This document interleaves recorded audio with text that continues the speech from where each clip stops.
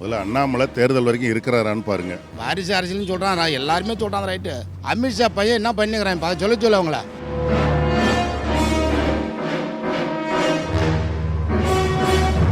And what we have today is the final manifesto.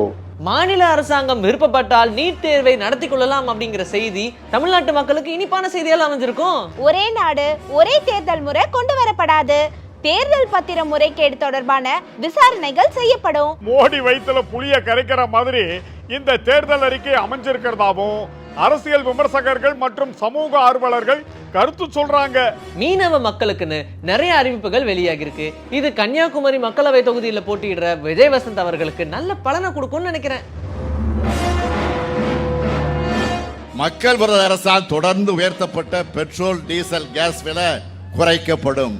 GST சட்டத்தில் சீர்திருத்தம் செய்யப்படும். அவற்றை நிறைவேற்றுகிற அரசா இந்தியா கூட்டணி அரசு நிச்சயமாக அமையும்.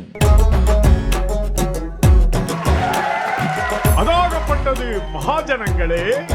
செல்லகுட்டி பாத்தியா, இந்த கல்யாண வீட்டுக்காரரு எனக்கு எவ்வளவு க்ளோஸ்னு நம்மள விஐபி வரிசையில உட்கார வச்சிருக்காரு பாரு. ஆமாங்க, நம்ம மேல அவருக்கு ரொம்ப மரியாதை. வணக்கம் சார், வாங்க சாப்பிட போலாம். இருக்கட்டும் தம்பி, இன்னும் கல்யாணமே முடியல, முடியட்டும் போகலாம். யாருங்க இவரு? இவரு நம்மள மாதிரி முக்கியமானவரா இருப்பாரோ? ஆமாண்டி செல்லம், அப்படிதான் இருக்கும். என்ன தம்பி, கல்யாணத்துக்கு வந்தீங்களா? இல்ல, பாடம் படிக்க வந்தேன். பாடம் படிக்க வந்தீங்களா? இது என்ன ஸ்கூலா? தெரியுதுல, அப்புறம் எதுக்கு கேக்குறீங்க? கோச்சுக்காத தம்பி, பாடம் படிக்க வந்த குழந்தைகளை எல்லாம் ரோடு ஷோ பார்க்க கூட்டிட்டு போயிட்டாங்கன்னு ஏற்கனவே பல பிரச்சனை ஓடிக்கிட்டு இருக்கு. இதுல நீங்க வேற உள்குத்தா பேசுறீங்களே. உள்குத்தா பேசலுங்க, வெளிக்குத்தா தான் பேசினேன். அது ஓகே. அது என்ன ரோட் ஷோ மேட்ரு? ஏதோ ஸ்கூல் பசங்களை கூட்டிட்டு போனாங்கன்னு சொன்னீங்களே. ஏங்க, இந்த மேட்டர் உங்களுக்கு தெரியாதா? கோவையில கடந்த மார்ச் 18ஆம் தேதி பிரதமர் நரேந்திர மோடி ரோட் ஷோ நிகழ்ச்சியில கலந்துகிட்டார்ல. இந்த நிகழ்ச்சியில கோவையில உள்ள அரசு உதவி பெறும் தனியார் பள்ளி மாணவர்கள் சீருடையோட கலந்துகிட்ட காட்சி சர்ச்சையை ஏற்படுத்துச்சு.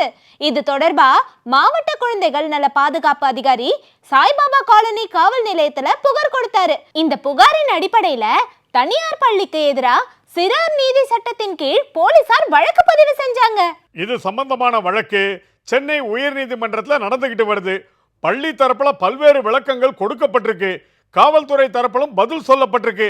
அரசு நிகழ்ச்சியில பிரதமர் என்ற முறையில் மோடி கலந்து கொண்டிருந்தா அதில் பள்ளி குழந்தைகள் பங்கேற்பதில் தவறில்லை. அரசியல் நிகழ்ச்சியில் பள்ளி குழந்தைகள் பங்கேற்றது தவறு. நிகழ்ச்சியில் கூட்ட நெரிசலில் நீண்ட நேரம் குழந்தைகளை நிற்க வைத்தது அவர்களுக்கு உடல் ரீதியாகவும் மன ரீதியாகவும் பாதிப்பை ஏற்படுத்தியுள்ளனர் அப்படின்னு காவல்துறை தரப்புல சொல்லப்பட்டதா நியூஸ்ல பார்த்தேன். காவல்துறைக்கு மேலும் சில கேள்விகளை கேட்டு உயர்நீதிமன்றம் அதற்கு விளக்கம் தர உத்தரவிட்டிருக்கு. பாஜக காரங்க பண்ற அலப்பறைக்கு அளவே எல்லாம் போச்சு. திருவள்ளூர் தொகுதியில தேர்தல் பிரச்சாரத்துல தேசிய கொடிய பாஜக காரங்க பயன்படுத்தி இருக்கிறதா இப்ப புதுசா ஒரு சர்ச்சை கிளம்பி இருக்கு. பாஜக வேட்பாளர் பொன் வி பாலகணபதி மற்றும் பாஜக நிர்வாகிகள் மேல வழக்கு பதிவு செய்யப்பட்டிருக்கு. இதுல வரும் 9ஆம் தேதியில இருந்து 4 நாட்களுக்கு திரும்பவும் பிரச்சாரத்துக்கு வராராமே நம்ம பிரதமர் மோடி. தமிழ்நாட்டுல எப்படியாவது பாஜகவை வளர்க்கணும்னு நினைக்கிறாரு மோடி. ஆனா தமிழ்நாட்டுக்கு நியாயமா கிடைக்க வேண்டிய மழை வெள்ள பாதிப்புக்கான நிவாரண நிதியை மட்டும் கொடுக்க மாட்டாரு. என்னதான் குட்டிக்காரன் அடிச்சாலும் தமிழ்நாட்டு மக்கள் மோடி பக்கம் திரும்ப மாட்டாங்க. நடையா நடந்த அண்ணாமலையோட பாச்சா கூட இங்க பலிக்காது. யாரு? ஒத்த பைசா அண்ணாமலையா? என்னது ஒத்த பைசா அண்ணாமலையா? தேர்தல்ல ஒரு பைசா கூட செலவு பண்ண மாட்டேன்னு சொன்னாரே, அத சொல்றீங்களா? அட ஆமாண்டி சொல்லும், அவர் என்ன பேசினாலும் மக்கள் நம்பிடுவாங்கன்னு நினைக்கிறாரு. இந்த விவகாரத்தை பத்தி மக்கள் என்ன சொல்றாங்க நீயே பாரு. அவர் கொடுத்தா என்ன கொடுக்கட்டும், அது மக்களோட உரிமை. ஓட்டு போட்டு தான் ஆகணும். அவங்களுக்கு தான் போடுவாங்கன்னு ஆனால் நிச்சயமாக கிடையாது. அது ஏன் அவங்கவுங்க மனுச்சாச்சு. அது அதனால் ஜெயிக்கவே முடியாது. மெயினாக பரப்புவான் பைசாவே. பைசா இல்லாமல் ஜெயிக்கவே முடியாது அண்ணாமலை. அவர் காசு தர மாட்டாருன்றது கிடையாதுங்க. அவர் மறைமுகமாக கொடுக்கலாம். வெளிப்படையாக அவர் பேசுவது வெளிப்படையாக பேசலாம். மக்கள் மத்தியில் அவர் ஓட்டு பெறுவதற்காக அப்படி பேசலாம். ஆனால் மறைமுகமாக பண விநியோகம் நடந்து கொண்டு தான் இருக்கிறது. இது தவிர்க்க முடியாது. தேர்தல் பிரச்சாரத்துக்காக தான் சொல்கிறாரு. அண்ணாமலை ₹1 கொடுக்காத வெள்ளால சுற்றின்னு இருக்கிறாரு. ஆராய்ச்சி தட்டில் பணம் போடுறாரு. அதெல்லாம் அந்த ₹1 கிடையாதா? நோட்டா? ₹1 சில்லறை இருந்திருக்காது அவர்கிட்ட. அதனால் ₹1 நான் போட மாட்டேன்றாரு. சில்லறை இல்லாதனால தான் நோட்டை கொடுக்குறாரு. அது பணம் கிடையாது. அது முதல்ல அண்ணாமலை தேர்தல் வரைக்கும் இருக்கிறாரான்னு பாருங்க. தேர்தலுக்கு முன்னாடியே இப்போ ரொம்ப பேர் பொட்டி கிட்டிலாம் கட்டி ஓடிக்கிட்டு இருக்கிறாங்க. அதனால அவர் சொல்கிறதெல்லாம் எதுவும் தமிழ்நாட்டு மக்கள் யாரும் ஏற்றுக்க மாட்டாங்க. தருவார், மறைமுகம் தருவார், சும்மா சொல்லுவார், தேர்தல் கமிஷன் பிடிச்சிடுவார்ல. ஏங்க அண்ணாமலையோட பேச்சை யாரு தாங்க நம்புவாங்க? வாரிசு அரசியலை பத்தி வாய்கிலேயே பேசுறாரு. ஜி.கே. மூப்பனாரோட பையன் ஜி.கே. வாசன், பாட்டாளி மக்கள் கட்சி தலைவர் ராமதாஸோடைய மகன் அன்புமணி ராமதாஸ், அன்புமணி ராமதாஸோடைய மனைவி சௌமியா அன்புமணி, சரத்குமாருடைய மனைவி ராதிகா, இவங்கெல்லாம் வாரிசு கிடையாதா? இவங்கெல்லாம் பாஜக கூட்டணியில இடம் பிடிச்சு தேர்தல்ல போட்டிடுறாங்கல்ல. இவங்கெல்லாம் வாரிசு அரசியல்ல வரமாட்டாங்க. அதுதான் அண்ணாமலை இல்ல பாஜகன்னு கூட சொல்லலாம். இந்த விவகாரத்தை பத்தி மக்களும் சொல்றாங்க, நீயே பாரு. அது அவங்கெல்லாம் பேசி வச்சுன்னு இருக்கிறாங்க, பேசக்கூடாதுன்னு. ஜி.கே. வாசனாக்கா அவங்க அப்பா இருந்தார், அவர் இறந்துட்டார். இப்போ அவர் நினச்சாக்கா இத்தனை நாளாக வருவோம், எந்த கட்சியில் நீலாம் ஜெயிக்கவே இல்லையே, என்ன இல்லாட்டி என்ன பண்ணியிருக்கிறான் மக்களுக்கு. சரத்குமார் அவர் போலையா, அவன் 3-4 கட்சியில் மாறி மாறி போயிருக்கிறான். அப்போ பணம் தானே பேசுது. அதாவது வாரிசு வாரிசு வாரிசு என்று சொல்லுகிறார்கள். அவர்கள் பிஜேபியிலே எடுத்துக்கொண்டுமானால் எல்லாருக்குமே வாரிசு இருக்கிறது. சமீபத்திலே பாரத ஒன்றிய பிரதமர் அவர்கள் இங்கே வந்தார், வாரிசு அரசியல் பற்றி பேசினார். ஆனால் அங்கே ஜி.கே. வாசன் யார்? ஜி.கே. மூப்பனாரின் மகன், புரியுதுங்களா? அங்கே ஓ பன்னீர்செல்வம் ரவீந்திரநாத்தனுடைய மகன். இப்படி அரசியல் வாரிசுகள், இவர் ராமதாஸ், அன்புமணி, அவங்கெல்லாம் இருக்கிற மேடையில் அவர் அரசியல் பற்றி பேசியிருக்கிறார். அது எப்படி அவங்களுக்கெல்லாம் இல்லையா? நம்ம அமித்ஷா பையனை எங்கப்பா வச்சுருக்கிறாரு? வாரிசு அரசியல்னு சொல்கிறான், எல்லாருமே சொல்கிறாங்க, ரைட்டு. அமித்ஷா பையன் என்ன பண்ணிக்கிறான் இப்போ சொல்ல அவங்கள. இவன் அமித்ஷா இங்கே உள்ள ஆள் கிடையாதுல்ல, அங்கே தானே இருக்கிறான். அவன் வாரிசு கொண்டு வரான் கீழே அரசியலுக்கு. எந்த வாரிசு அரசியலை தேடி இப்போ அவங்க போய் கூட்டணி வச்சிருக்கிறாங்க. அவங்க கூட்டணி தலைவர்கள்லாம் பாருங்க, எப்பேற்பட்ட புரட்சி புயல்கள், சமூக நீதி ஜெயிச்சவங்க. தேர்தலுக்கு முன்பாக எத்தனை பேர் ஓடுறான், துணிமணி எடுத்துக்கிட்டு பாருங்க. நிச்சயமாக இந்தியா கூட்டணி ஜெயிக்கும், அதில் எந்த விதமான மாற்றம் இல்லை. நோட்டா கூட வராது, செல்லாத வாக்குகள் அதிகமாக வரும் பாருங்க. தனக்கு வந்தா ரத்தம், மத்தவங்களுக்கு வந்தா தக்காளி சட்னி. இதுதானே பாஜகவோட அரசியல் ஸ்டைலு. நம்ம ராகுல் அவர்களுடைய ஸ்டைலு வயநாட்டு தொகுதியை அதிர வச்சிருக்கு பாத்தீங்களா? ஆயிரக்கணக்கான மக்களோட ஊர்வலமா வந்து கலக்கி இருக்காரு. ராகுல் அவர்கள் வேட்புமனு தாக்கல் பண்ணதை பத்தி சொல்றியா? 2 நாளைக்கு முன்னாடி அதான் பயங்கர வைரலான செய்தி. அடுத்து ஒரு நியூஸ் சொல்ற கேளு. வர்ற 12ஆம் தேதி தமிழ்நாட்டுக்கு வராரு நம்ம ராகுல் அவர்கள். திருநெல்வேலி மற்றும் கோவையில் நடக்கும் பொதுக்கூட்டங்களில் வேட்பாளர்களை ஆதரித்து அவர் பிரச்சாரம் பண்றாரு.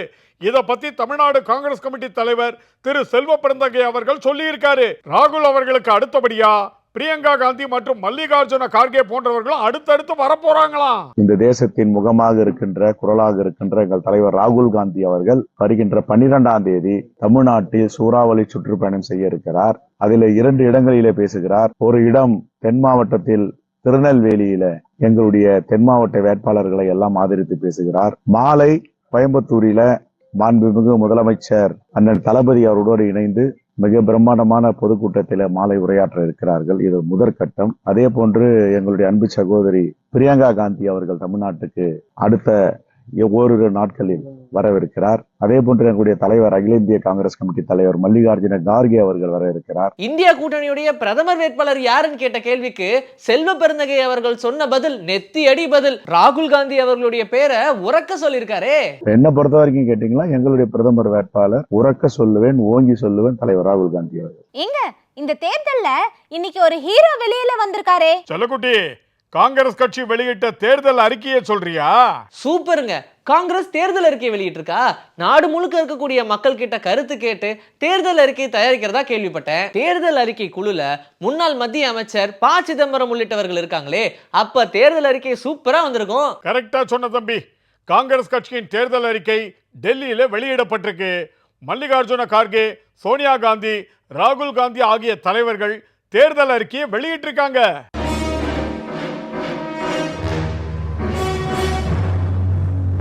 Congress manifesto was thoroughly discussed in the Congress Working Committee, and what we have today is the final manifesto approved by the Congress Working Committee and the Congress President. இதுல முக்கியமான அம்சங்கள் என்னென்னன்னு சொல்லுங்க. சொல்றேன்டி செல்லக்குட்டி. சமூக பொருளாதார மற்றும் சாதிவாரி கணக்கெடுப்பு நாடு முழுவதும் நடத்தப்படும். நீட், கியூட் போன்ற தேர்வுகளை மாநில அரசுகள் விருப்பப்பட்டால் நடத்தி கொள்ளலாம். குடும்பத்தில் ஒரு பெண்ணுக்கு ஆண்டுக்கு 1 லட்சம் வழங்கப்படும். பொருளாதாரத்தில் பின்தங்கியவர்களுக்கு வழங்கப்படும் 10% இடஒதுக்கீடு அனைத்து சாதியினருக்கும் விரிவாக்கம் செய்யப்படும். பட்டியல் இனத்தவர்கள் மீதான துன்புறுத்தலை தடுக்க ரோஹித் வெமுலா சட்டம் கொண்டு வரப்படும். தேசிய கல்விக் கொள்கை மாநில அரசுகளின் ஆலோசனைகளுக்கு பிறகே நடைமுறைப்படுத்தப்படும். 2025ஆம் ஆண்டு முதல் மத்திய அரசு பணிகளில் பெண்களுக்கு 50% இடஒதுக்கீடு. மகாலட்சுமி திட்டத்தின் கீழ் ஏழை குடும்பங்களுக்கு ஆண்டுக்கு 1 லட்சம் வழங்கப்படும்.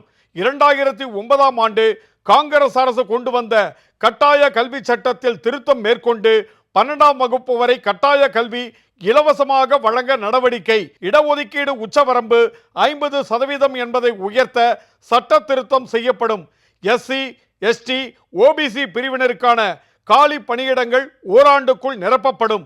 எஸ்சி, எஸ்டி, ஓபிசி மாணவர்களுக்கான கல்வி உதவித்தொகை இரட்டிப்பாக்கப்படும். சூப்பருங்க. மாநில அரசுகளின் உரிமைகளை நிறைவேற்ற பல அம்சங்கள் இதில் இடம்பெற்றிருக்கு. மாநில அரசாங்கம் விருப்பப்பட்டால் நீட் தேர்வை நடத்தி கொள்ளலாம் அப்படிங்கிற செய்தி தமிழ்நாட்டு மக்களுக்கு இனிப்பான செய்தியால் அமைஞ்சிருக்கும். நீங்க சூப்பர்னு சொல்றதுக்கு இன்னும் ஏராளமான விஷயங்கள் இருக்குங்க. நானும் கொஞ்சம் சொல்றேன், கேளுங்க. ஒரே நாடு ஒரே தேர்தல் முறை கொண்டு வரப்படாது. தேர்தல் பத்திர முறைகேடு தொடர்பான விசாரணைகள் செய்யப்படும். அரசியல் சாசனம் 8வது அட்டவணையில ஏராளமான மொழிகள் சேர்க்கப்படும். பெண்களுக்கான ஊதியத்துல பாகுபாடு காட்டப்படுவதை தவிர்க்க ஒரே வேலை ஒரே ஊதியம் திட்டம் அமல்படுத்தப்படும். ஆசிரியர்கள் கற்பிக்கும் வேலைகள் தவிர மற்ற வேலைகளில் ஈடுபடுவது தடுக்கப்படும். மாநில அரசுகள் தங்கள் விருப்பப்படி மாணவர்கள் சேர்க்கையை நடத்தலாம். மாற்றுத்திறனாளிகள் முதியோர்களுக்கான பென்ஷன் ரூபாய் 1000ஆக அதிகரிப்பு. குறைந்தபட்ச ஆதார விலை தொடர்பான MS சுவாமிநாதனின் பரிந்துரை அமல்படுத்தப்படும். விவசாயிகள் தங்கள் விளைபொருட்களை விற்பதற்காக நேரடி சந்தைகள் அமைக்கப்படும். மீனவர்களுக்கு டீசலுக்கான பழைய மானியம் தொடரும். அரசு தேர்வுகள் அரசு பதிவுகளுக்கான விண்ணப்ப கட்டணங்கள் ரத்து செய்யப்படும். திருமணம், வாரிசுரிமை, தத்தெடுத்தலில் ஆண்கள் பெண்களுக்கு இடையேயான பாகுபாடுகள் களையப்படும். ஆஹா, நாட்டு மக்கள் என்னென்னலாம் நினைச்சாங்களோ அது எல்லாமே இருக்கு இந்த தேர்தல் அறிக்கையில. அப்படியே 10 வருஷம் பாஜக ஆட்சியில கொண்டு வந்த அடாவடிகளையும் நீக்கினா நல்லா இருக்கும். அதுவும் காங்கிரஸ் தேர்தல் அறிக்கையிலே இருக்கு. 10 ஆண்டுகள்ல எந்தவித விவாதமும் இன்றி நாடாளுமன்றத்தில் பாஜக அரசு நிறைவேற்றிய சட்டங்களை ஆய்வு செய்து மாற்றங்கள் செய்யப்படும். பண மதிப்பிழப்பு, ரபேல் ஒப்பந்தம், பெகாசஸ் உளவு, தேர்தல் பத்திர திட்டம் ஆகியவை குறித்து விசாரணை நடத்தப்படும். பாஜகவில் சேர்ந்து குற்ற வழக்கில் இருந்து தப்பித்தவர்கள் மீண்டும் விசாரிக்கப்படுவார்கள். இப்படி அதிரடியான பல அறிவிப்புகளை வெளியிட்டிருக்கு காங்கிரஸ் கட்சி. சூப்பருங்க. இப்பவே தெரியுது காங்கிரஸ் கட்சியுடைய தொலைநோக்கு பார்வையும் மக்கள் என்ன நினைக்கிறாங்க அப்படின்ற உண்மையான நிலவரமும். இதுல நடப்பு அரசியல் நிலவரத்துக்கும் சில வாக்குறுதிகளை கொடுத்திருக்காங்க. கட்சி தாவினால் MLA MP பதவிகள் தானாகவே பறிபோகும் வகையில சட்ட திருத்தம் கொண்டு வரப்படும். மின்னணு வாக்குப்பதிவு இயந்திரத்தின் EVM செயல்திறன் மற்றும் வாக்குச்சீட்டின் வெளிப்படைத்தன்மை ஆகியவற்றை இணைக்கும் வகையில் தேர்தல் சட்டங்கள் திருத்தம். EVM-இல் வாக்களித்ததை VVBOT இயந்திரத்தில் சரிபார்க்கும் முறை கொண்டு வரப்படும். பாஜக கொண்டு வந்த GST முறை மாற்றப்பட்டு GST 2.0 கொண்டு வரப்படும். புதிய GST முறையானது ஏழைகளுக்கு சுமையாக இல்லாத வகையில் உலகளவில் ஏற்றுக்கொள்ளப்பட்ட GST என்ற கொள்கையின் அடிப்படையில் அமைந்திருக்கும். படகுகள் பறிமுதல், மீனவர்கள் உயிரிழப்பை தடுக்க நடவடிக்கை.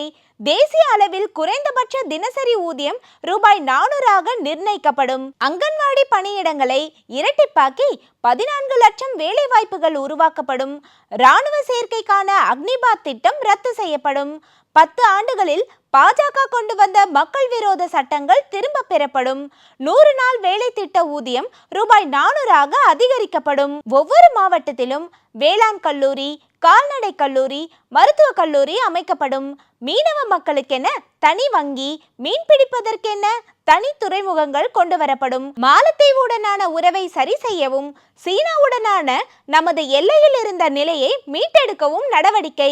ஜம்மு காஷ்மீருக்கு முழு மாநில அந்தஸ்து உடனடியாக வழங்கப்படும். இப்படி லிஸ்ட் போய்கிட்டே இருக்கு. உண்மையிலேயே நீங்க சொன்ன மாதிரி இந்த 2024க்கான மக்களவை தேர்தலுக்கான உண்மையான ஹீரோ இந்த தேர்தல் அறிக்கையா தான் இருக்கும். மீனவ மக்களுக்குன்னு நிறைய அறிவிப்புகள் வெளியாகி இருக்கு. இது கன்னியாகுமரி மக்களவை தொகுதியில் போட்டியிடுற விஜய் வசந்த் அவர்களுக்கு நல்ல பலனை கொடுக்கும்னு நினைக்கிறேன். கண்டிப்பா தம்பி. கன்னியாகுமரியில விஜய் வசந்த் MP அவர்கள் தீவிரமான பிரச்சாரத்தில் ஈடுபட்டிருக்காரு. அவரை ஆதரிச்சு பல தலைவர்களும் பிரச்சாரத்தில் ஈடுபடுறாங்க. புதுச்சேரிக்கு மாநில அந்தஸ்து, ஆந்திர மாநிலத்துக்கு சிறப்பு அந்தஸ்துன்னு பல அறிவிப்புகள் வெளியாகி இருக்கிறதால அண்டை மாநிலங்களுக்கும் உற்சாகமான தேர்தல் அறிக்கையா இது இருக்கு. அண்டைய மாநிலங்கள் மட்டும் இல்ல, இந்தியா மட்டும் இல்ல உலக அளவுல புகழ்பெற்ற தேர்தல் அறிக்கையா மாற போகுது. ஏன்னா மக்கள் என்ன நினைக்கிறாங்களோ, மக்களுக்கு என்ன தேவையோ அதை பத்தி தெளிவா பேசுது இந்த தேர்தல் அறிக்கை. மோடி வயித்துல புளிய கரைக்கிற மாதிரி இந்த தேர்தல் அறிக்கை அமைஞ்சிருக்கிறதாவும் அரசியல் விமர்சகர்கள் மற்றும் சமூக ஆர்வலர்கள் கருத்து சொல்றாங்க. மோடி வயித்துல மட்டும் இல்லங்க, ஒட்டுமொத்த பாஜக காரங்க வயித்துலயும் இந்நேரம் புலி கரைஞ்சு ஓடிக்கிட்டு இருக்கும். கண்டிப்பாங்க, மாநில உரிமைக்கும் மக்கள் நலனுக்கும் முக்கியத்துவம் கொடுக்கக்கூடிய ஒரு தேர்தல் அறிக்கை.